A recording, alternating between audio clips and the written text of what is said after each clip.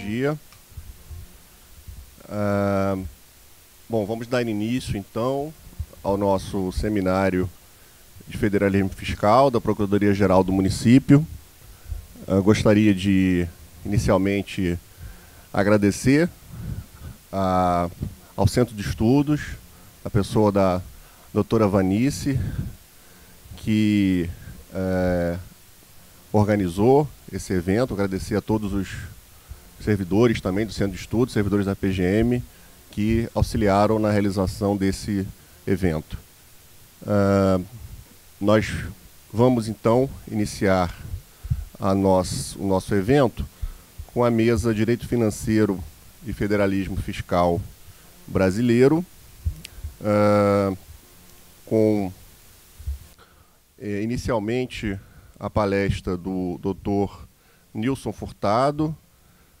Quero agradecer muito ao Dr. Nilson pela presença, por ter aceito o convite de poder falar aqui conosco hoje.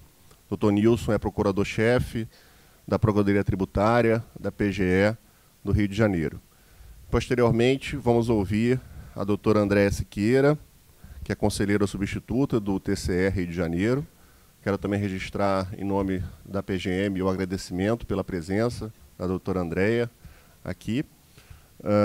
E, posteriormente, então, haverá a minha palestra sobre problemas atuais das transferências intergovernamentais. Passo, então, a palavra para iniciar o evento para o Dr. Nilson Furtado. Bom dia a todos.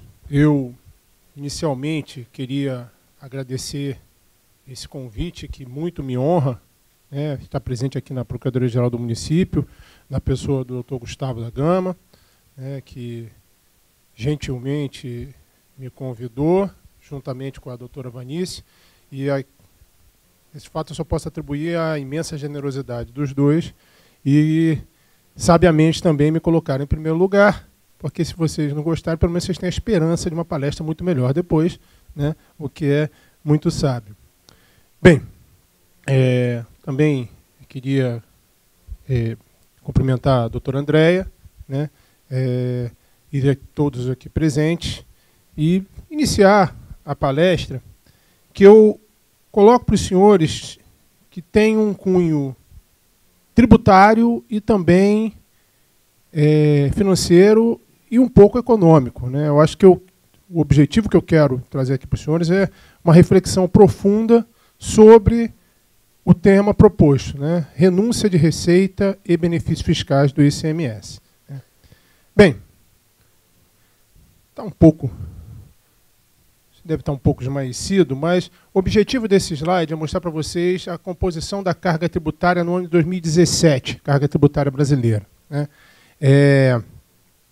Todos os anos, a Receita Federal publica, no final do ano, novembro, início de dezembro, um estudo chamado Carga Tributária no Brasil, em que ela faz uma série de avaliações sobre o comportamento da arrecadação tributária frente ao Produto Interno Bruto, e demonstrando também a participação das esferas governamentais nessa carga.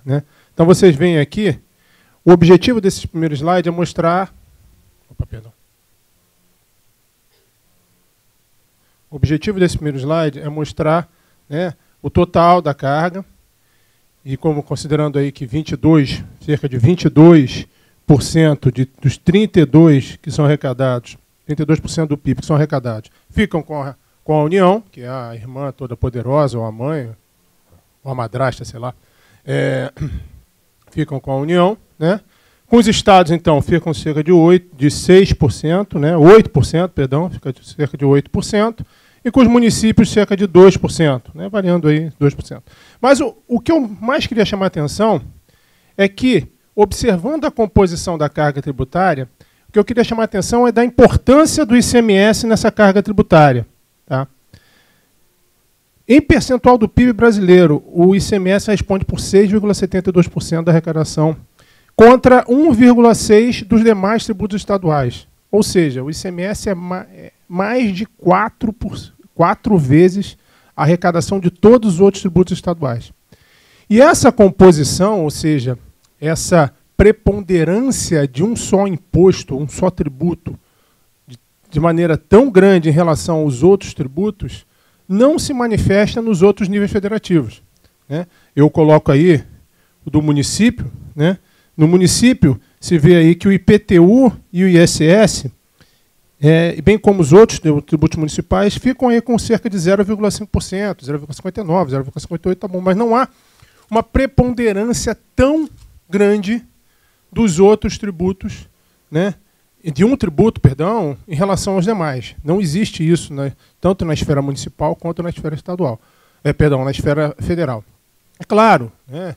Isso varia muito de município a município. Nós todos sabemos que existem municípios economicamente inviáveis. Não estou entrando nesse detalhe. Estou querendo mostrar como que o desenho feito lá em 65, né, lá na origem do ICMS, fez isso.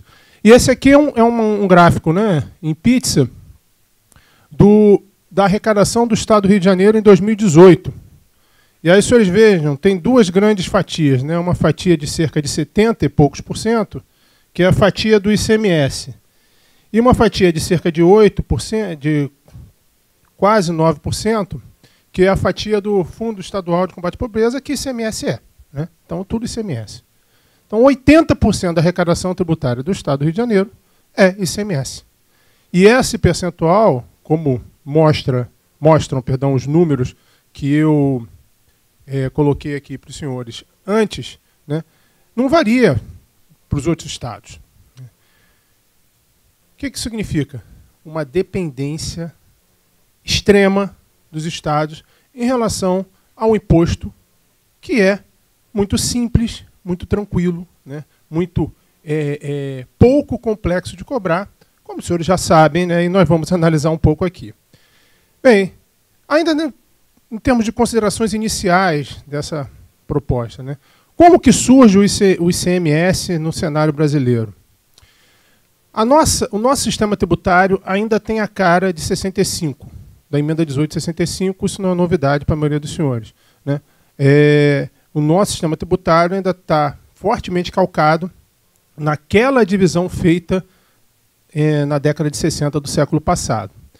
E, como os senhores também sabem, o ICM, na época ainda sem o S, surge justamente por conta de uma tentativa de adoção no Brasil da tributação sobre o valor agregado, mas houve aí uma forma de adaptação e não se trouxe totalmente a ideia que estava nascendo, né, na década de 50 na França, muito embora os estudos fossem bem anteriores, mas não se trouxe totalmente a ideia para cá. E houve também uma tentativa de substituição dos impostos então existentes, né? Os estados tinham o IVC, Imposto sobre Vendas e Consignações, que foi substituído pelo ICM. Só que o ICM, se o senhor olhar no artigo 12 da emenda 18, ele começa com algumas características importantes. Tá? A alíquota do imposto era uniforme. A alíquota do imposto era uniforme em todo o território. Tá?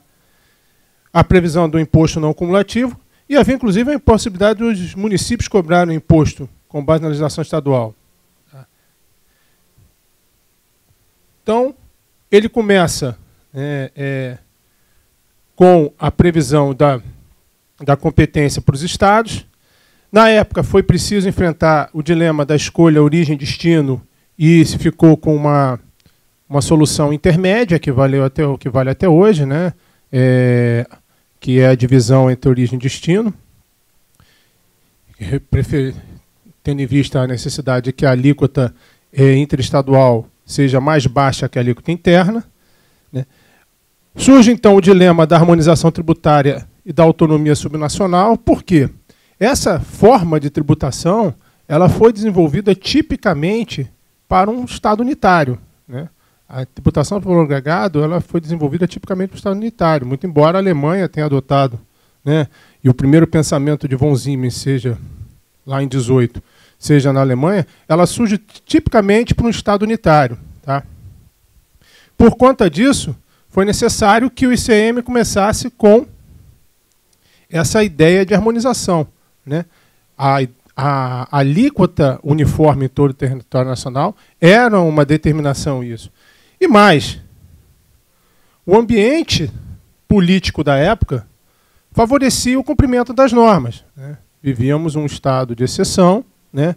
Fortemente centralizado na União. Circunstâncias financeiras da época permitiam que os estados não dependessem tanto da receita, né? Havia outros meios de atrair investimentos, de conseguir trazer empresas que não propriamente através da concessão de benefícios fiscais, que é o objetivo aqui da palestra, né? E para harmonizar, ou seja, para terminar essa harmonização, há a previsão da Lei Complementar 2475, que cria, então, o Conselho Nacional de Política Fazendária, né? Define o conceito de benefício fiscal e benefício financeiro fiscal de maneira bastante ampla, né? Até parcelamento é visto como benefício fiscal, de acordo com a Lei Complementar 2475.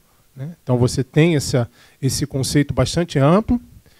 Estabelece penalidades para o descumprimento das normas que envolvem a concessão de benefícios fiscais e cria a necessidade, e aí já vai uma crítica, né, que a gente vai explorar um pouco melhor daqui a pouco, mas cria a necessidade de que, para a concessão de um benefício fiscal, seja necessário a unanimidade dos estados, ou seja, para que qualquer estado da federação conceda uma anistia, por exemplo, né, segundo a Lei Complementar 2475, seria necessário que todos os outros estados concordassem, né?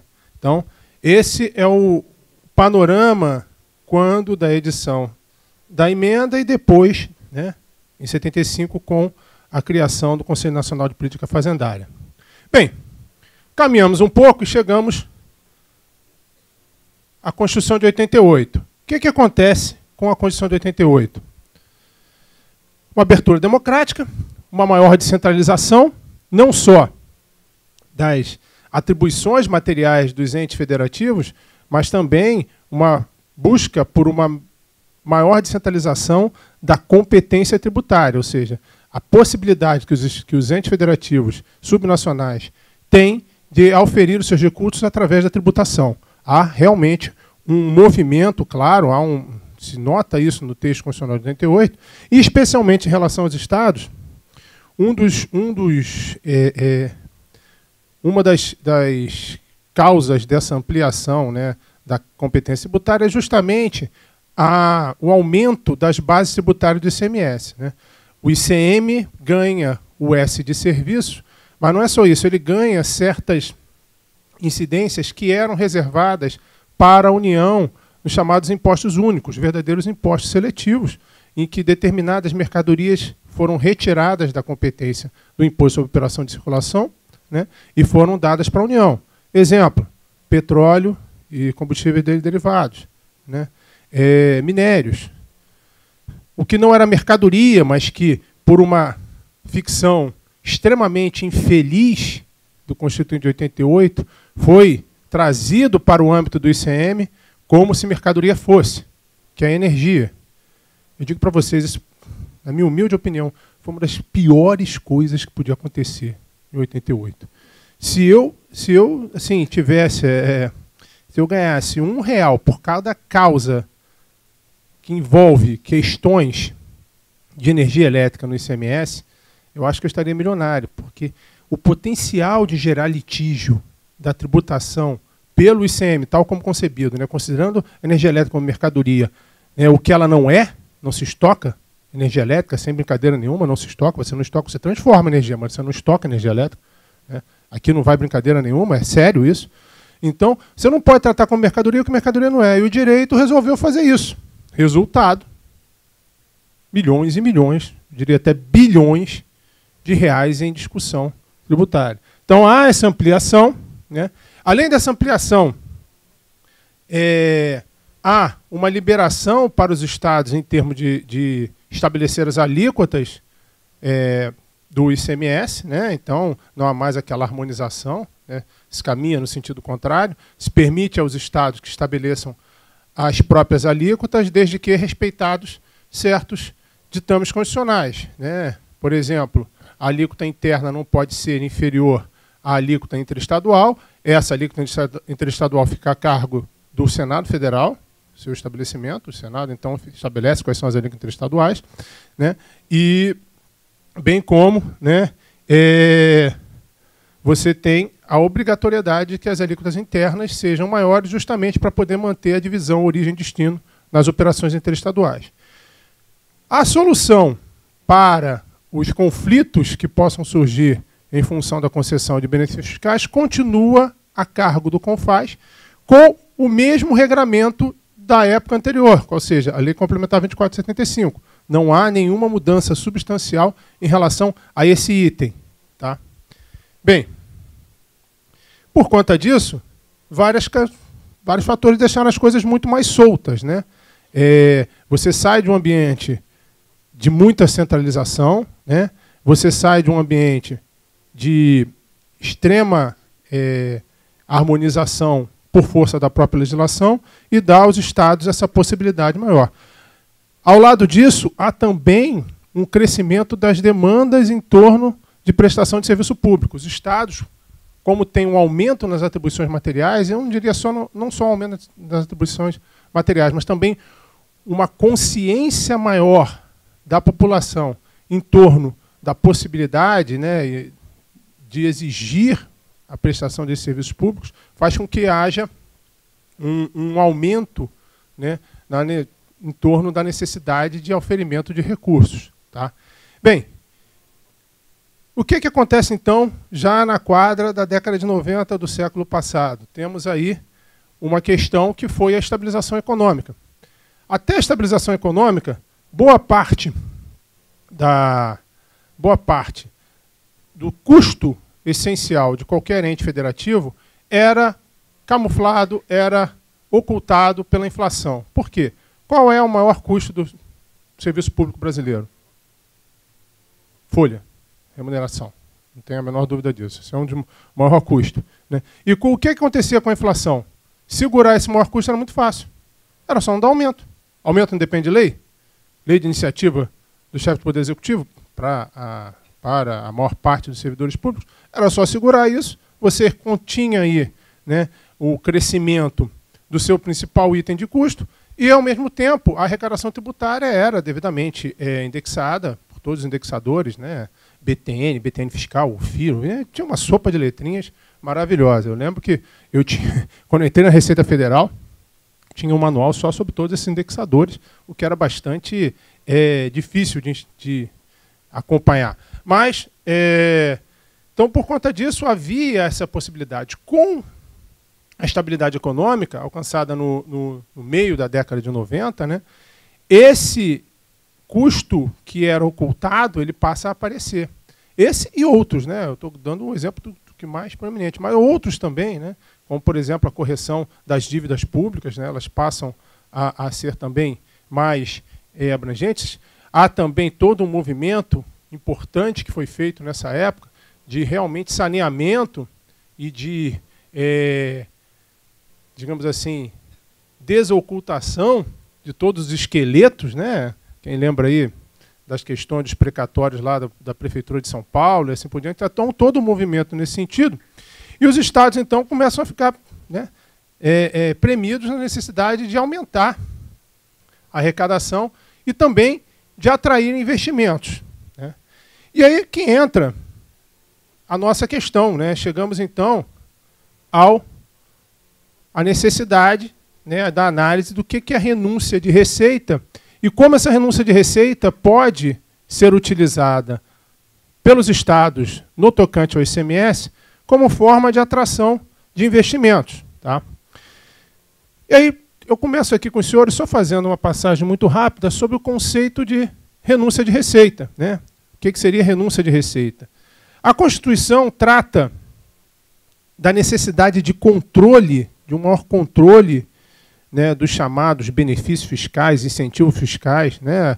Não vou ficar aqui gastando muito tempo com a diferença. Alguns autores fazem a diferença entre incentivo e benefício fiscal. Mas aqui eu estou falando de toda e qualquer medida que venha, de alguma forma, a gerar diminuição de arrecadação. Tá?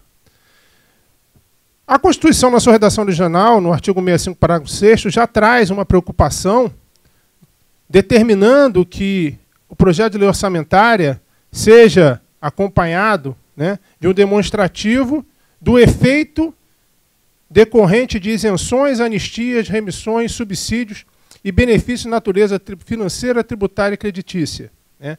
A preocupação aqui demonstra claramente a necessidade de saber o quanto se abre mão de receita, né?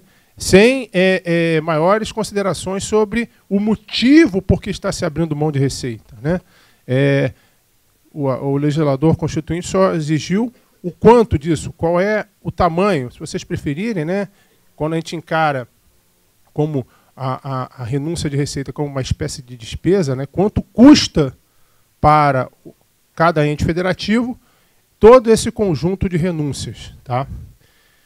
O artigo 150, parágrafo 6º, né, que é a obra do legislador constituinte derivado na emenda 393, aumenta essa preocupação agora no sentido de exigir que lei ordinária específica trate dessas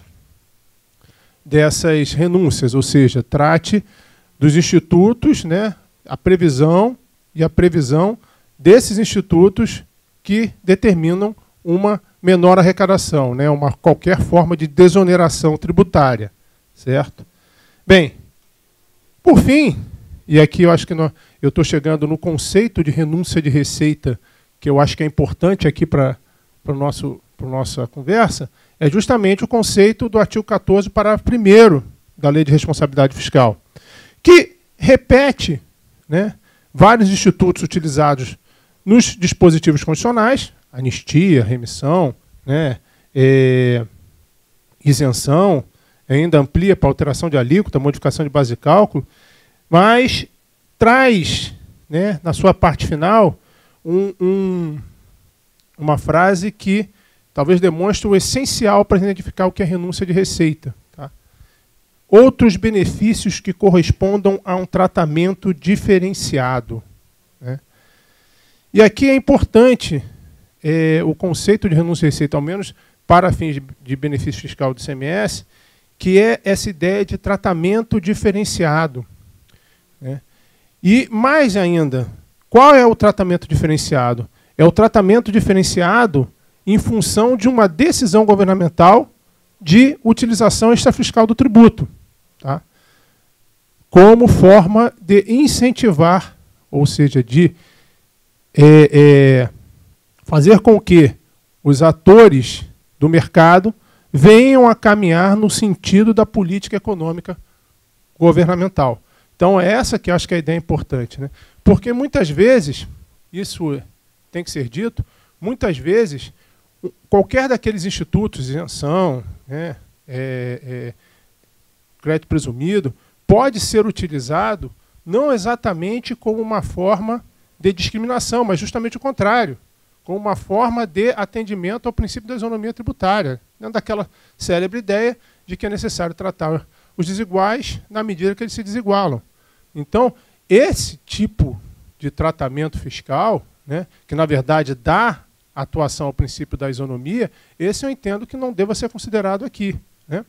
Eu acho que aqui o importante é aquele tratamento discriminatório entre dois contribuintes que estão na mesma situação, mas em que um deles atende, né, ao incentivo dado pelo governo, caminhando na forma que a política foi traçada. Né? Eu acho que essa é a questão mais importante aqui. E aí é a utilização do tributo dentro de uma noção de competição fiscal. Né? Eu estou usando aqui a expressão competição fiscal, que não necessariamente tem que trazer uma carga pejorativa. Tá? Competição fiscal aí é entendida como, né, a disputa travada entre governos para atrair investimentos, maximizar a arrecadação e estimular o desenvolvimento por meio da manipulação da carga tributária e estrutura fiscal. Né?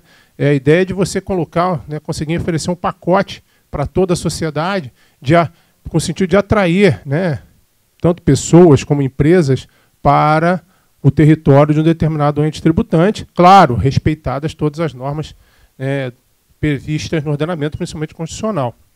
Agora, qual é o problema que esse tipo de competição fiscal, competição fiscal saudável, tem em relação ao ICMS. Agora eu volto naquilo que eu estava falando. O ICMS é o principal tributo estadual. Os outros dois impostos, as taxas, né, acho que ninguém consegue fazer competição fiscal, atração de investimentos, diminuindo taxa, né? Muito menos, nenhum ente federativo vai conseguir atrair alguém dizendo o seguinte, olha só, eu vou diminuir o ITD. Se você morrer aqui, fica tranquilo. Se bem que até dá para ter um bom planejamento tributário com o ITD, porque a União, toda poderosa, até hoje não regulamentou direito certos pontos do ITD e que causam, por incrível que pareça, né, uma disputa em relação ao ITD, naturalmente, no tocante aos bens móveis, né, que foi outro problema. Né, a forma trouxe os bens móveis para o âmbito do ITD, só que só esqueceram de ter um maior controle sobre os bens móveis. Né, mas tudo bem. Então, ninguém consegue atrair investimento com ITD e o IPVA de forma muito limitada. A única atração, o único tipo de investimento que pode ser atraído com IPVA é a locadora de automóvel. Só fora isso eu não consigo enxergar ninguém, né, que vê nenhuma possibilidade de atração de investimentos com diminuição de IPVA. Então os estados se veem, então, bastante cerceados na forma, né, ou na possibilidade de utilização saudável do ICMS para atração de investimentos. O que eu estou chamando de atuação saudável? Atuação dentro dos limites que o nosso ordenamento impõe. Até porque o caminho para a concessão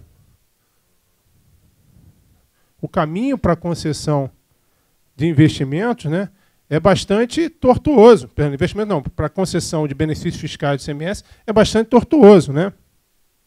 A nossa Constituição, no artigo 155, parágrafo 2º, inciso 12, a linha G, prevê a necessidade de que uma lei complementar ela estipule a forma como esses benefícios fiscais vão ser concedidos. Tá? Essa lei, hoje, continua sendo a Lei Complementar 2475, considerada como devidamente recepcionada pela nossa Constituição. Tá? Como eu falei para os senhores, a lei Complementar 2475, ela traz um conceito muito amplo, né, do que seja benefício fiscal que tenha que ser submetido ao regime do CONFAS, né, ao procedimento próprio do CONFAS. Né. Eu acho até que há uma inconstitucionalidade nessa abrangência, não é o que o legislador constituinte quis estabelecer na linha G do inciso 12, eu acho que está muito além, com todo respeito, parcelamento, para mim, não vai ser benefício fiscal, até mesmo anistia não vai ser considerado benefício fiscal que efetivamente traga algum tipo de indução de investimento. Eu não acredito que nenhuma empresa vá para um estado só porque lá se deu uma anistia uma vez ou outra. Né? Então, eu acho que há o rol que está na Lei Complementar 2475 traz institutos que não foram albergados ou não estão no sentido da linha G. Tá? Mas temos isso, e para isso, então, para a concessão, a primeira coisa necessária é a reunião de todos os estados, né? Conforme o artigo 2º da Lei Complementar 2475. É necessária a aprovação unânime, né? Ou seja, se um estado precisa dar um benefício fiscal e ele tem que contar com o acordo, né, com o consentimento de todos os estados. Em outras palavras, um estado só tem o poder total de veto. E eu sempre comento uma história, né, em relação a um certo estado da federação, em que a Secretaria de Fazenda fez uma autuação muito expressiva, quase 10% do orçamento daquele estado foi numa só autuação contra uma grande empresa, a maior empresa do estado. E, ao perceber que realmente tinha ocorrido uma falha por parte da apuração, né, da contabilidade da empresa, o diretor financeiro ligou para o governador, né, dizendo que tinha interesse em pagar. Tinha interesse em pagar. O que vocês acham que o governador fez? desligou, pegou o telefone e, secretário de Fazenda, né? Ó, a situação é essa, a empresa tem interesse em pagar, mas claro, ela quer pagar sem multa e juros. Mas ainda assim o valor era muito expressivo, muito expressivo. O que o secretário de Fazenda fez? Não tem problema, governador. Vamos fazer tudo como manda o figurino. Não tem problema. Há uma reunião do CONFAZ daqui a 2 semanas, e eu tenho a condição de incluir um item extra-pauta, pelo regulamento vigente à época. Eu vou incluir um item extra-pauta e acredito que não vai haver problema, porque é uma coisa muito específica do nosso Estado. Acredito que não vai haver nenhum tipo de objeção dos demais estados, nossos irmãos. Né? Não vai haver nenhum tipo de objeção. Perfeito, ok. Foi-se então, né, para a reunião.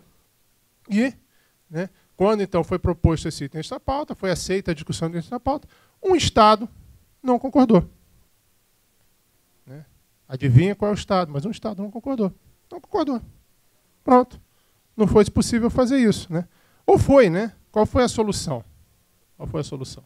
A solução que vem sendo encontrada por vários estados, né? A desculpa, né? Solução que já virou desculpa, que é simplesmente ignorar, né, a exigência do CONFAZ. Então foi a solução encontrada para esse estado. Mas vejam, era uma coisa completamente local, era uma anistia, cuja própria inserção no âmbito do CONFAZ, eu como coloquei aqui para os senhores, claro, né, isso não é unânime em lugar nenhum, mas eu entendo que a anistia não poderia ser considerada como no âmbito da linha G, do inciso 12, parágrafo 2º do artigo 155 da Constituição, mas isso é uma consideração própria. Né?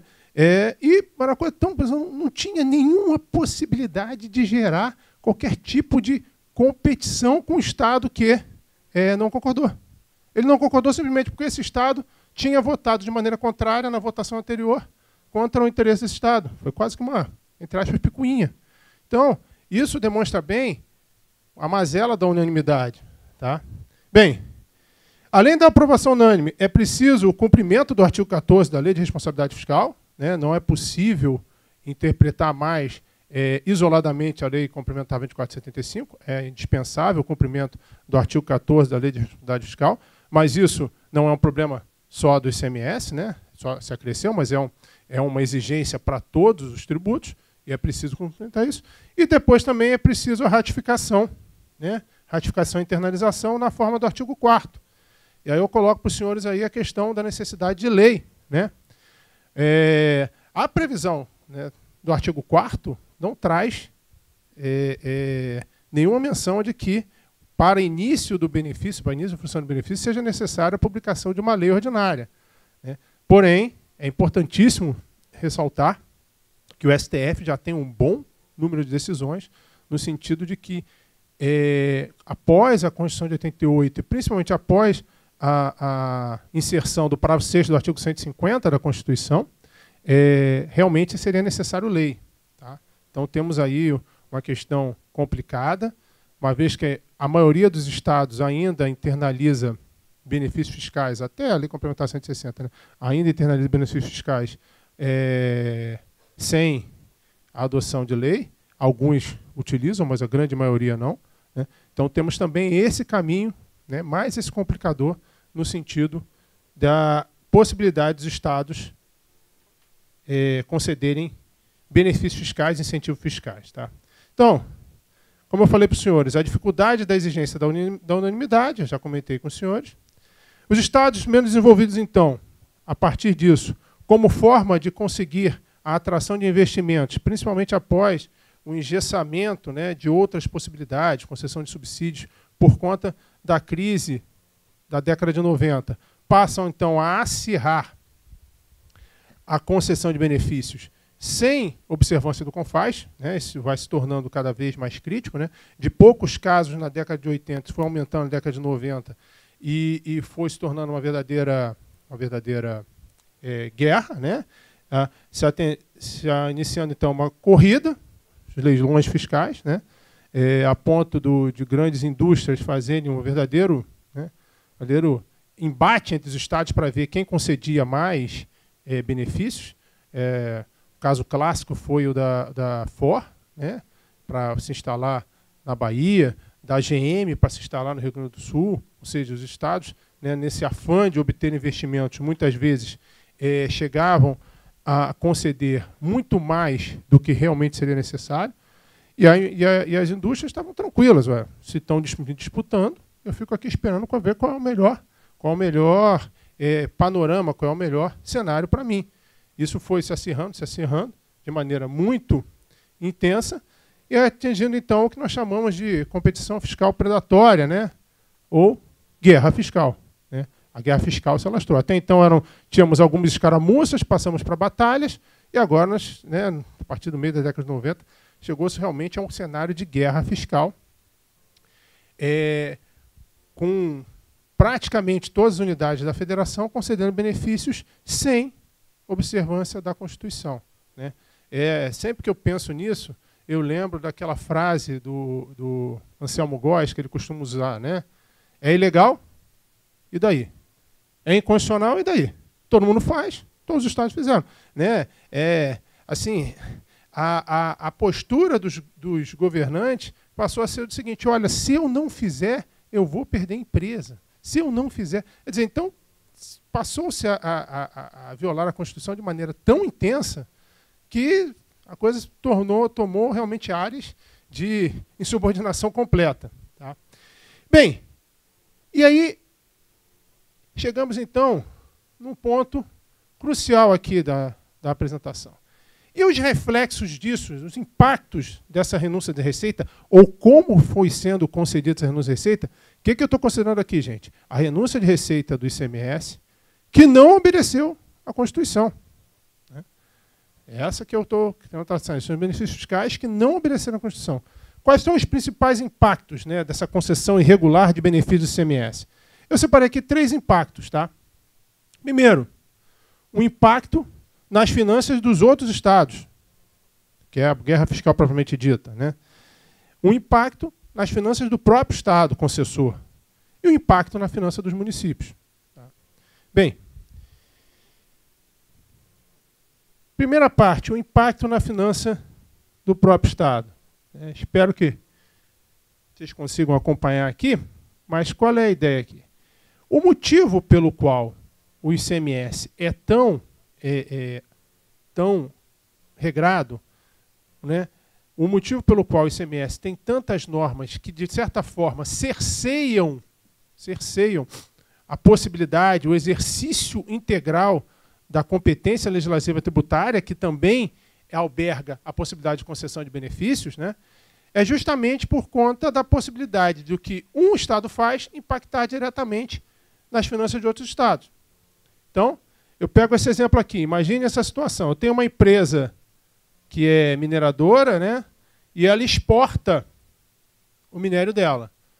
O objetivo dela é exportar, só que ela está localizada num estado que não tem litoral, por exemplo. Né? Estado que não tem litoral. Então, o que acontece? Essa empresa, então, ela extrai o minério, faz um pequeno beneficiamento desse minério, que o natural, a lógica da própria atividade é que esse beneficiamento seja feito próximo à própria extração.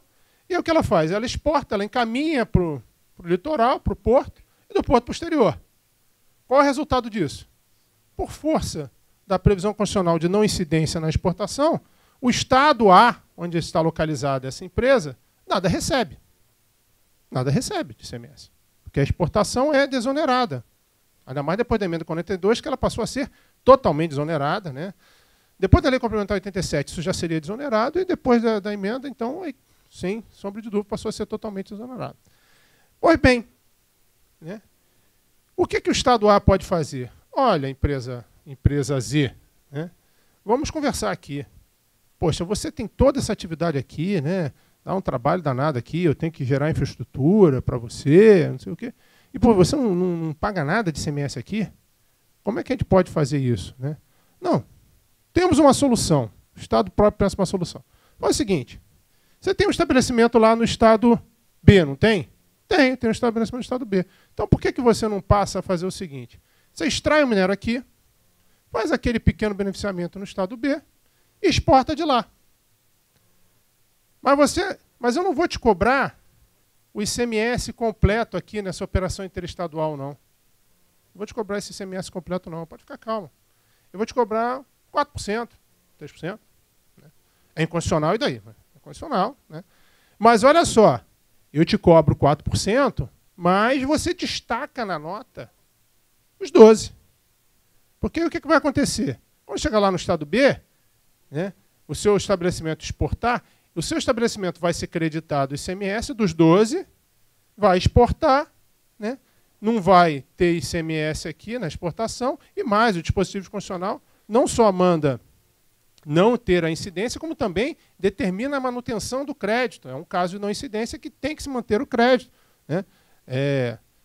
Recepcionando o parágrafo 2º, inciso 2, né, da própria Constituição, mas é uma exceção que está no próprio texto constitucional. Então, quem vai ter que te dar esses 12% aí?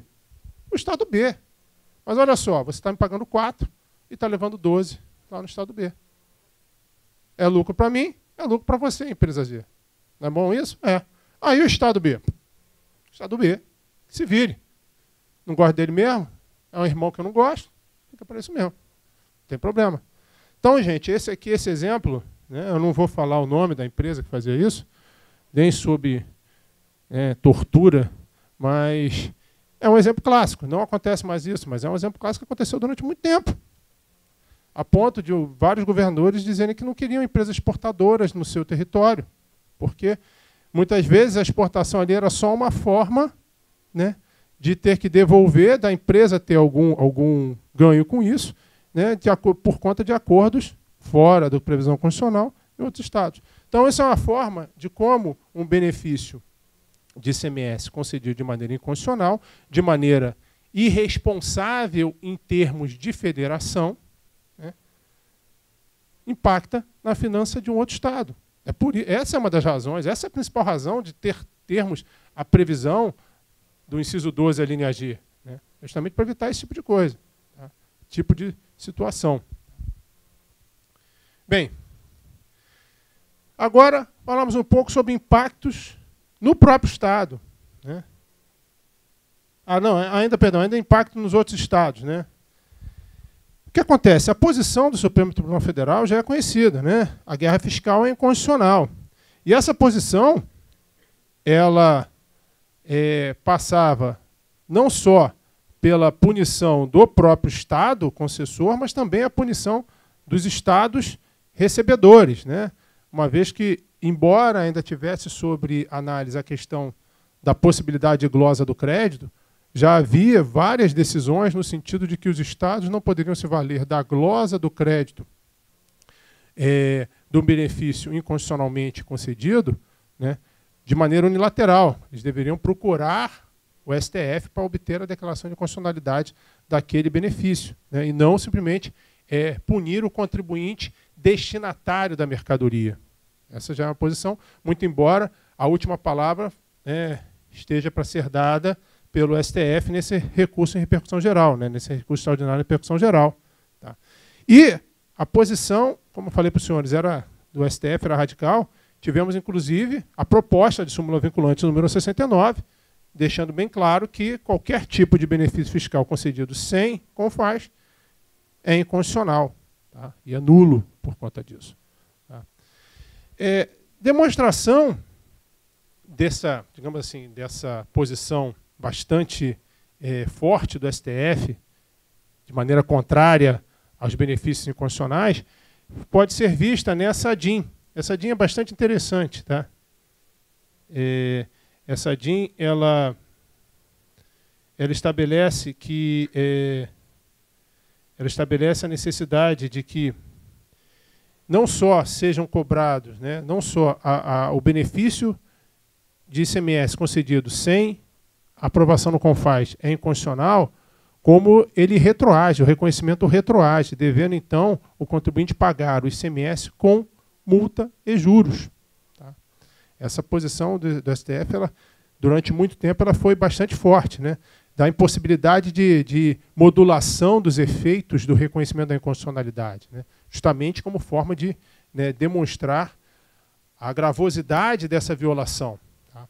É verdade, nos últimos anos, essa posição foi um pouco mitigada. Então, nós temos aí 3 ações diretas de constitucionalidade, em que o STF mitiga essa questão no tocante à modulação dos efeitos, efetivamente modula os efeitos da declaração de constitucionalidade para não permitir a cobrança retroativa dos valores que não foram pagos em função da fruição desse benefício inconstitucional. Tá? Bem, a quadra que nos encontramos agora é a previsão da Lei Complementar 160 de 2017, né, do Convênio 190 de 2017, em que se busca aí um saneamento disso, né? Se busca a solução, né? Digamos assim, a espada pendente sobre todos os estados, sobre vários contribuintes no tocante à fruição de benefícios concedidos de maneira inconstitucional, fez com que houvesse todo um trabalho dos estados, né? Foi um pouco difícil, mas isso acabou acontecendo com a edição da Lei Complementar 190, 160, perdão, e a edição do Convênio 190, em que já até houve, né? Na verdade, esse caminho que eu estou mostrando para os senhores já aconteceu, né? Em que houve a identificação dos benefícios, a publicação, a transparência desses benefícios. A lei Complementar 160 ela tem uma série de medidas que visam justamente não só possibilitar o reconhecimento desse benefício, mas também a possibilidade de adesão dos benefícios, né, aos benefícios, perdão, por parte de outros estados, justamente para acabar com essa questão do desequilíbrio, né? E o saneamento no sentido de que houve a reinstitucionalização do benefício, agora sim de maneira constitucional, conforme previsto no dispositivo do parágrafo 2º, como também houve o saneamento do passado, autorizando-se a remissão dos benefícios, né? Então, houve uma remissão dos créditos tributários, o perdão dos créditos tributários que não foram pagos no passado. Essa foi a solução da Lei Complementar 160, que ainda está sendo implementada. Mas aí, quando a gente pensa que a coisa tem uma chance de melhorar, a gente vê isso, né? A gente vê essa questão aqui, né? A assunção de um novo governador, do estado mais forte da federação, né? E que chega e fala que anuncia um pacote de incentivo para montadoras. Tá? Isso causa, digamos assim, um temor em todo o resto do estado. É verdade, até hoje não foi publicado nenhum ato, está prometido para a semana que vem, o ato desse incentivalto, né? Mas disse que haverá uma redução de 25% da carga tributária sobre veículos em São Paulo. Se você pensar uma carga tributária de 18%, 25% ainda fica dentro do permitido, né? O que a Constituição proíbe é que a alíquota interna seja menor que a alíquota interestadual, no caso, a maior alíquota interestadual, que é de 12%. Então, se ele diminuir para 12%, não tem problema nenhum. Está dentro do que ele pode fazer. A questão é a importância de São Paulo. A questão é a força de São Paulo. E aí, ontem, né? Ontem, parece que foi sintomático, né? Ontem, o Globo trouxe no Caderno de Economia essa reportagem, né? Então, essa reportagem parece que foi sintomático para a apresentação hoje, né? Então, os estados que precisam de ajuda federal temem ficar vulneráveis à guerra fiscal. Por quê? Uma das exigências do regime de recuperação fiscal é justamente que os estados não concedam mais incentivos de maneira incondicional. Algo que não precisava nem estar escrito, né? Mas tá lá, está escrito, não pode fazer. E aí os estados temem principalmente por causa do movimento de São Paulo. E é interessante, talvez a projeção não esteja muito boa, mas é interessante chamar a atenção, né, da posição de vários secretários de Fazenda. Tá? Então, a posição da secretária de Fazenda de Goiás, né, quando ela fala, por exemplo, que, embora precise muito do plano de equilíbrio fiscal, proibir incentivos é muito perigoso, né, para os estados, principalmente os estados do Nordeste, porque eles vão perder emprego. Né? A secretária de Goiás teme perder a CAOA, porque se São Paulo oferecer realmente incentivo, vai ficar mais atraente para a CAOA se mudar para São Paulo por questões logísticas, por questão de mercado consumidor e assim por diante. Né? E o que eu acho mais interessante aqui é a justificativa do secretário da Fazenda, secretário de Fazenda do Estado de São Paulo, que é o Henrique Meirelles. Ele usa duas justificativas, né? Uma está na parte final aqui, quando ele fala que, na verdade, isso não é uma guerra fiscal dentro do Brasil. Ele tá auxiliando o Brasil porque é uma guerra fiscal internacional. Então, ele quase que diz assim, não, vocês ficam quietos porque eu estou salvando o Brasil. Mas essa parte que está até em destaque aqui, né, quando ele fala assim, e não vai haver renúncia. Eu fiz questão de destacar essa posição, porque eu já ouvi essa mesma justificativa várias vezes. Não vai haver renúncia fiscal. Por quê? Porque o que vai se dar de benefício vai ser em cima do que eles vão produzir a mais, do que vai ter de incremento. Então não vai haver renúncia. Espera aí. Será que essa é a interpretação do artigo 14 da LRF? Né? Se o fato for só sobre o que vai se arrecadar a mais de ICMS, se eu manter a arrecadação de ICMS igual ao do ano passado, não tem renúncia. Isso é um caso a se pensar aqui, né? Eu acho, no mínimo é duvidosa essa posição. Mas Henrique Meirelles, um economista que já foi presidente do Banco Central, hoje é secretário de Fazenda do Estado de São Paulo, coloca aí com todas as letras, né? Só para chamar a atenção.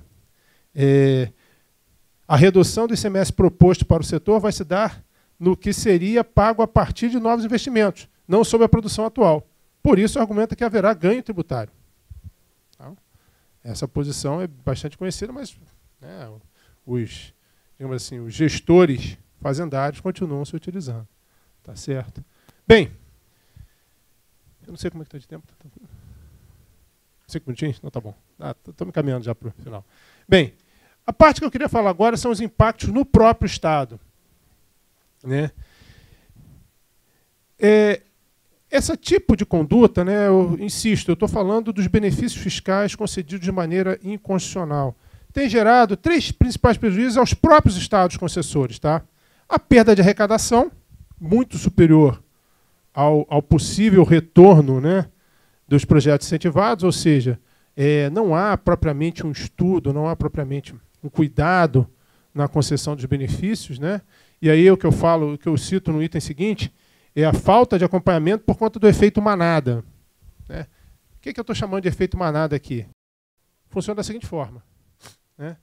Um Estado concede benefício, um Estado limítrofe concede benefício. Aí os empresários do outro Estado falam assim, não, olha, concederam o benefício lá, vai todo mundo para lá. Não, vamos conceder aqui. Espera aí, é realmente necessário? Quantas empresas a gente potencialmente pode perder? Vai perder uma. Vai perder uma empresa. E qual é a importância dessa empresa na economia do Estado? Tá bom, na economia do município. Sabe? Não há. É efeito manada mesmo. Né?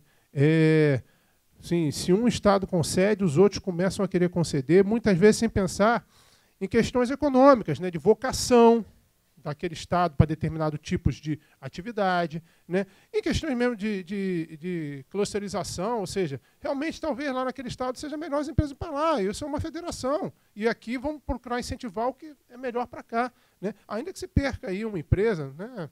Vale aquela máxima da economia, não existe demanda que não seja atendida. Então, vamos buscar aqui então uma forma, né, de tentar manter aqui o que realmente é interessante para o Estado, de acordo com as suas vocações, de acordo com a sua capacidade de formação de mão de obra e assim por diante. Né? Não tem isso. E o que, infelizmente, vimos, né, vimos de forma usual, não só no Estado do Rio de Janeiro, mas em vários estados, né, que é essa possibilidade, ou seja, a partir do momento que não se dá mais benefício, assim, que se violou a Constituição, né, já que eu fui no 8, eu vou no 80. Né? Então, são o que eu estou chamando de casos de corrupção. Que, infelizmente, nós vimos um ex-governador colocar isso de maneira aberta, né, em relação a benefícios fiscais concedidos aqui no Estado. Né? Isso não é exclusividade nossa, infelizmente, né? Mas é outra possibilidade, porque a partir do momento que você entra nesse efeito manada e viola a Constituição, né, ou seja, os benefícios são concedidos por ato do Poder Executivo, a coisa foi, né, se tornou muito mais fácil essa atuação completamente espúria por parte de certos gestores. Tá? Aqui, eu gosto um pouquinho de número, só para mostrar aqui, né, os impactos no próprio Estado. A renúncia, olha só quanto que alguns estados chegaram a ter de renúncia estimada de percentual de ICMS para 2012. Né? Aí eu destaco para vocês, Santa Catarina chegou a ter uma renúncia estimada de quase 40%. O Amazonas tudo bem, porque o Amazonas tem a questão da Zona Franca, né? Mas Goiás, uma política muito agressiva, Bahia. Né? No slide seguinte, eu chamo a atenção, olha só como cresceu a renúncia em certos estados.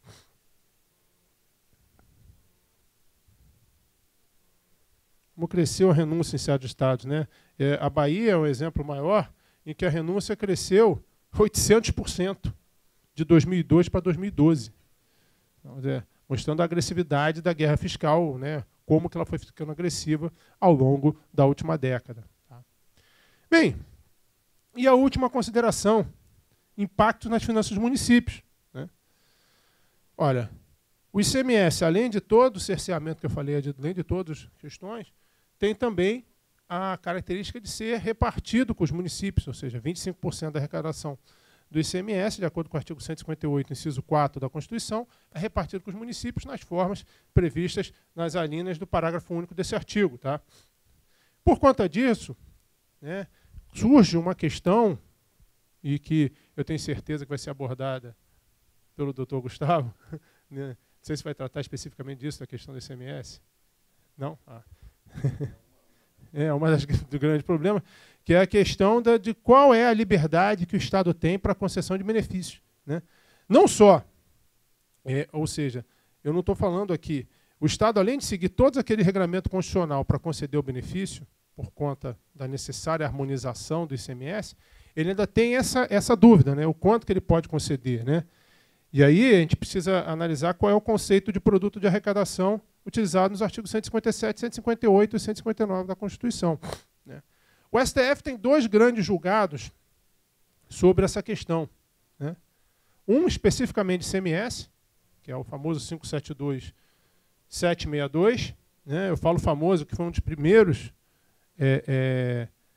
recursos extraordinários julgados na sistemática de repercussão geral, ainda em 2008, né? Em que se analisou um programa de incentivo fiscal de Santa Catarina, o FADEC, que havia realmente toda uma estrutura, né, em que o Estado recebia parte de dinheiro, mas devolvia esse financiamento, e havia uma postergação da transferência dos 25% de benefício para o final do financiamento. Né? Então, era um benefício fiscal financeiro que tinha essa natureza. E o STF julgou inconstitucional o benefício, realmente não tinha era um benefício fiscal financeiro que não tinha convênio, né? Mas o mais importante, e é interessante a leitura dos votos, né, inclusive dos debates são interessantes, né, em que o ministro Lewandowski afirma categoricamente que os 25% pertencem ao município. Então, da leitura dos votos, pode-se concluir até que a decisão foi no sentido de que, mesmo nos casos, e essa é a grande dúvida, mesmo nos casos em que o Estado percorre todos os trâmites constitucionais, ele não poderia conceder em relação aos 25% do município. Ele só poderia conceder benefício de até 75%. Essa foi uma questão que surgiu. E o outro acórdão, né, que é o mais recente, 2016, que é o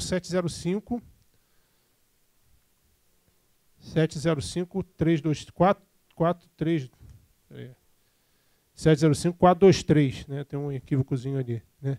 Em que a questão analisada era outra, mas era muito parecida, né? Era muito parecida. Qual era a questão analisada aqui? Era uma postulação dos municípios em relação à possibilidade da União conceder incentivos fiscais de imposto de renda e IPI, em detrimento da participação que os municípios têm de acordo com o artigo 159 da Constituição. E o STF acaba identificando que, em relação, né, em relação a esses impostos, né, a essa questão, não há problema, desde que a União siga todos os regulamentos constitucionais, desde que efetivamente ela obedeça à Constituição, ela pode conceder benefícios, porque o que tem que ser repartido é o produto da arrecadação. Né? Então, há aí uma análise sobre a interpretação de produto da arrecadação, né? No sentido de que isso é o estágio final do procedimento tributário, do procedimento de tributação, que vai ser o que efetivamente ingressa nos cofres, né? E que aí o uso da competência tributária na sua parte que permite a concessão de benefícios, claro, insisto, benefícios concedidos de maneira constitucional, vai permitir que não sejam consideradas essas desonerações para fins de cálculo do que cabe aos municípios. Tá? E o que traz uma certa dúvida, né, é a expressa distinção que o relator quis fazer em relação ao decidido no 572-762. Né? De uma maneira que ficou um pouco confusa, na minha humilde opinião, ficou um pouco confusa, né? Porque ele fala que o que estava sendo tratado era outra coisa, o que estava sendo tratado não era bem produto da arrecadação, mas sim na questão da natureza compulsória ou voluntária das transferências. Tá? E, se vocês observarem, eu não queria cansar, né, trazendo vários acordos, mas acordos posteriores, nós temos acordos nos dois sentidos, no sentido de que, em relação ao ICMS, continua sendo aplicado o entendimento do recurso 572-762, e no ICMS também deve ser aplicado o entendimento do 703, 423, perdão, 705-423. Então, nós temos julgados recentes nos dois sentidos. É verdade. Qual é a diferença entre um e o outro?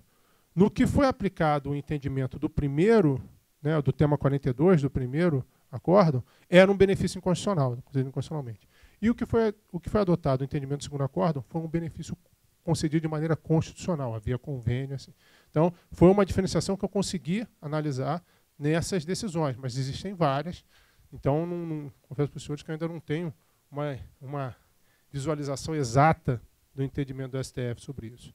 Bem, caminhando então para as conclusões. Tá? Primeira conclusão é que realmente os estados eles dependem de maneira crucial de um único tributo, o ICMS. Né? O que não se repete nos outros níveis federativos.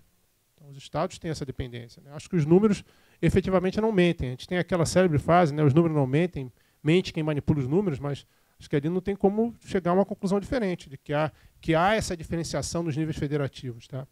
E, por conta disso, a capacidade dos estados de utilizarem seu principal tributo em mecanismos de competição tributária sofre imenso cerceamento por conta da necessidade de harmonização nacional do ICMS.